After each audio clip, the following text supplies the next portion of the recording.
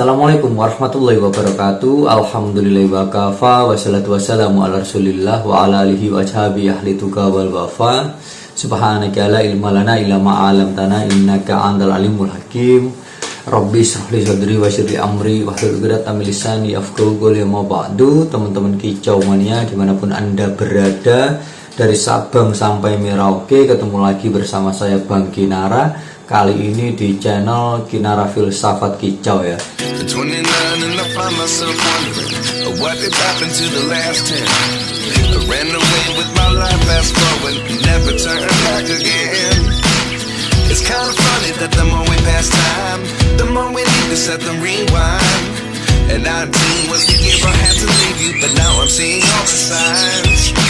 Untuk video kali ini buat video malam hari ya guys ya, karena takutnya besok repot. Karena ini tadi saya cek kebetulan ada gangguan server ya, yang kemungkinan besok menguras banyak waktu. Takutnya begitu ya. Dan besok hari Jumat. Hari Jumat itu hari yang penuh aktivitas menurut saya ya. Jadi untuk video kali ini saya mau angkat topik, mau sentil sedikit ya. Ada sebuah komentar yang ini bisa saya beri masukan kepada kalian semua.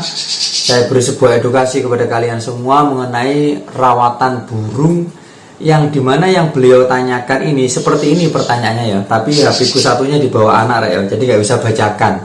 Intinya itu awal mula merawat burung ya. Awal mula merawat burung itu kemapanan atau apa yang didahulukan. Nah ini jadi karena ini berkaitan dengan awal mula merawat burung ya, awal mula merawat burung, pertanyaannya juga kaitannya dengan kemapanan. Ini tak sentuh logikamu ya mengenai MH dan penangkaran, MH mudah hutan ombyoan dan penangkaran ya. Mana yang harus didahulukan? Ini tak sentil logikamu ya. Kita merawat burung misalkan ini teman-teman ya, MH mudah hutan ombyoan ya, mudah hutan tangkapan hutan ombyoan. Mana yang harus didahulukan? Dahulukan gacornya dia atau dahulukan mapannya dia? Nah, kalau saya ya dahulukan mapannya dulu. Karena mau bagaimanapun juga, yang namanya burung kalau sudah mapan, bunyinya pasti nggak malu-malu, bunyinya pasti nggak perlu takut. Kalau kita mindset kita mau bicara langsung ke gacornya gimana, settingan gacornya gimana, ini loncat step.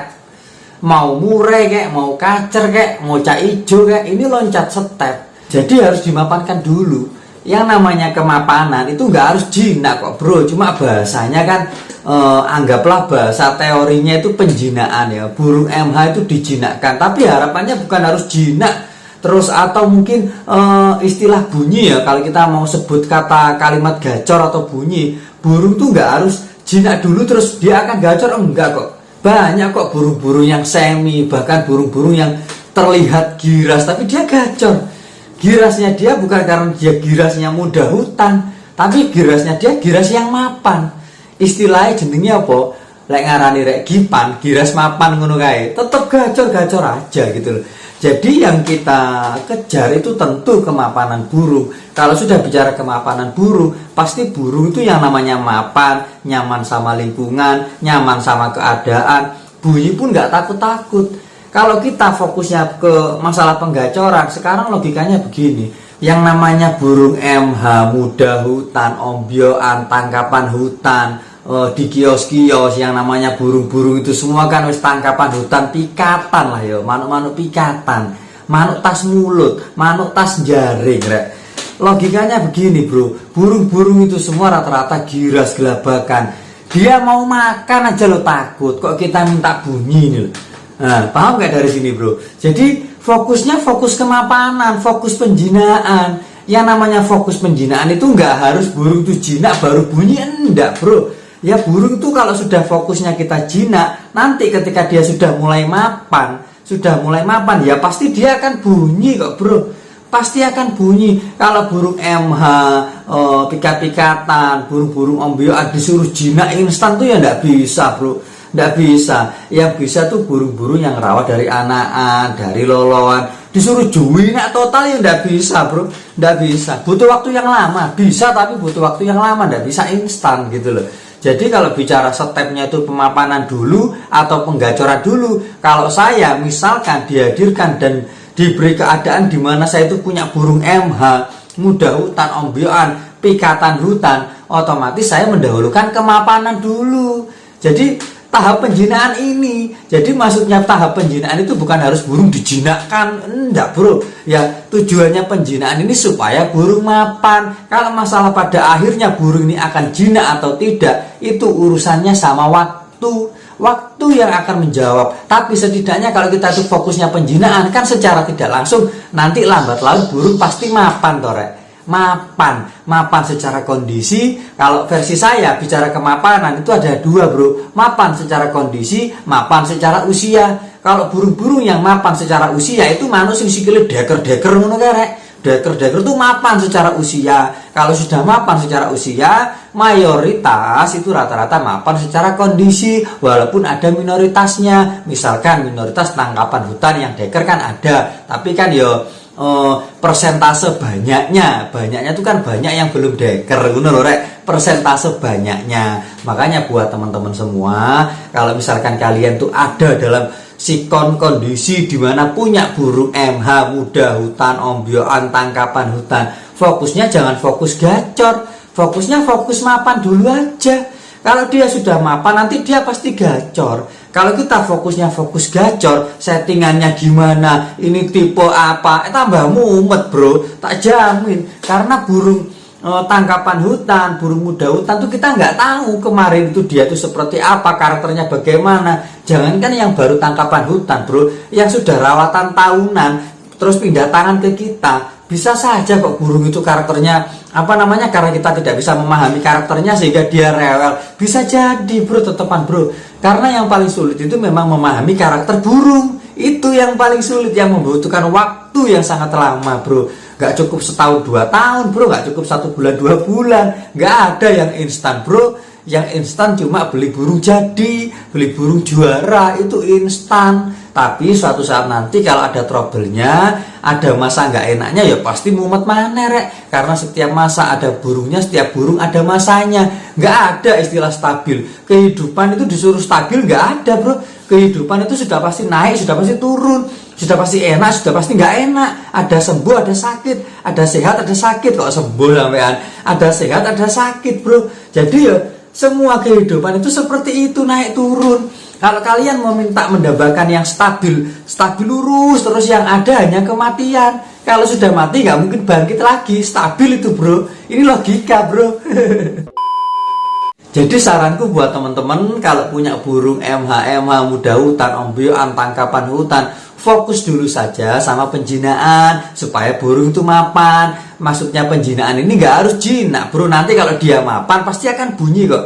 Bonusnya bunyi. Kalau kita fokusnya bunyi, logikanya yaitu tadi, burung gelabakan, mau makan aja takut kok minta bunyi. Nanti kita malah pusing sendiri rek. Ngono rek. Jadi sampean tak ajak mudah-mudahan aja, tak ajak gampang-gampangan, ben gak ndasmet ngono rek. Beda kalau burung berawal dari penangkaran, peternakan, dari burung-burung ternak, misalkan murai ternakan, segiras-girasnya murai ternakan itu rata-rata dia kan wis kawongan torek. Maksudnya kawongan itu lek kawongan kan basa Jawa, maksudnya kawongan itu sudah terbiasa, lingkungannya dia sudah terbiasa, posisinya dia sudah terbiasa dikelilingi manusia, sudah biasa berdampingan dengan manusia. Segiras-girasnya pun dia juga pasti akan mapan rek, enak. Beda antara burung penangkaran sama burung muda hutan, tangkapan hutan, beda bro. Kalau bicara step pemapanan, tentu burung muda hutan ini harus didahulukan kemapanan. Kalau burung penangkaran rata-rata mayoritas ya manuke wis mapan rek, roto-roto rek. Karena apa? Dia sudah biasa dikelilingi manusia gitu loh. Jadi ya santai-santai aja dia. Jadi ya enak-enak aja. Makanya buat teman-teman, kalau misalkan sampean tanya sama saya, misalkan disuruh milih, misalkan burung bahan, podo-podo bahane, podo-podo anakane misalkan ya, lebih baik burung trotolan hutan atau trotolan penangkaran. Sebenarnya kalau mau jawaban bijak itu ya relatif bro ya, semua kembali pada selera masing-masing. Kalau saya lebih baik trotolan penangkaran. Kenapa? Karena ya itu tadi bro, step masalah pemapanan tentu dia sudah mapan. Ngono lho rek. Lek di masalah muda hutan ini stepnya tetap walaupun trotolan kita harus memapankan burung ini pasti bro, karena saya nggak cuma sekali dua kali bro dapat cendet trotolan pikatan ya, pikatan dapat dari sawah oleh toko jeruk-jeruan ngono kae. Dia sudah trotol tapi dia sudah terbang ya, dirawat di kita itu gelabakan gak karu-karuan rek ngono rek. Beda kalau dapatnya itu mulai ngeloloh ya, ngeloloh dulan. Lek mulai dulan ya insyaallah enak-enak aja, sama aja dengan ketika kita dapat misalkan beli burung penangkaran, sama aja kayak gitu kalau ngeloloh. Tapi kalau sudah terbang, sudah trotol, sudah terbang intinya sudah terbang, bisa terbang ya otomatis dia ya akan gelabakan bro, gelabakan itu pasti. Cuma kalau bicara masalah rumitnya, sulitnya yang sudah umur sama yang trotol hutan, podo-podo hutan ya, sing wis umur, sing wis dewasa sama trotolan itu lebih enak mana? Ya lebih enak trotolan hutan. Ngono rek, itu kalau versiku, tapi saya tidak mengklaim, semua kembali pada selera masing-masing. Karena kita semua itu punya tujuan, punya kapasitas yang berbeda-beda. Ngono rek. Ada orang itu yang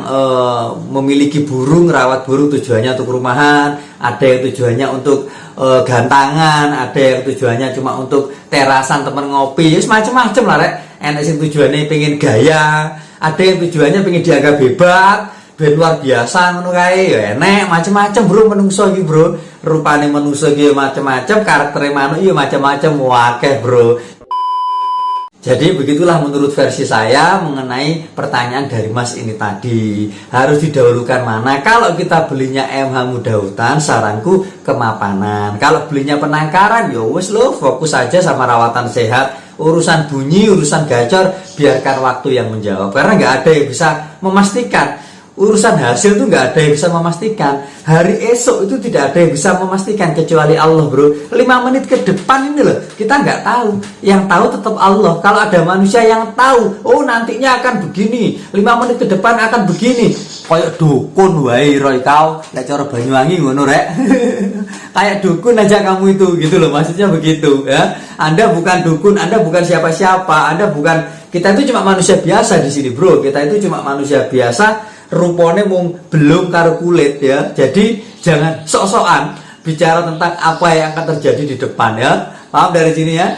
Ya wes, mungkin itu dulu yang bisa saya sampaikan dalam video kali ini. Untuk kurang lebihnya, jika ada salah kata dan hilaf kata dari penyampaian saya mohon maaf yang sebesar-besarnya. Semoga bermanfaat, semoga menjadikan kita semua menjadi manusia yang tidak melampaui batas dalam hal merawat burung ya. Semoga bermanfaat. Saya akhiri, wabillahi taufiq wal hidayah. Assalamualaikum warahmatullahi wabarakatuh.